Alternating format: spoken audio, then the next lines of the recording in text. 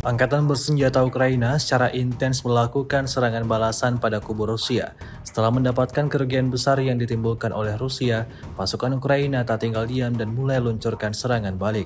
Terbukti dalam sebuah rekaman yang diunggah di akun X @defensiu pada Jumat 13 Desember 2024. Dalam rekaman tersebut menunjukkan detik-detik operator drone FPV Ukraina berhasil menghalau serangan besar-besaran ke arah Kupiaks dan menghancurkan 8 kendaraan lapis baja milik Rusia. Hasilnya tidak tanggung-tanggung seperti yang terlihat dalam rekaman. Ledakan dahsyat terjadi dan posisi Rusia dapatkan kerugian besar.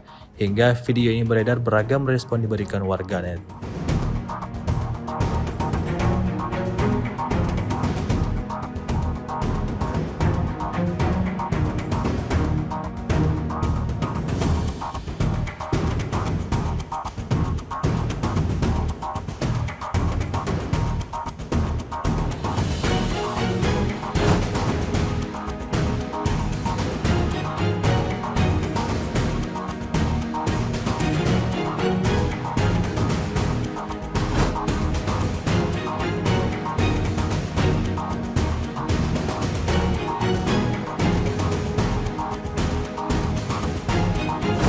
Download Tribun X sekarang, menghadirkan lokal menjadi Indonesia.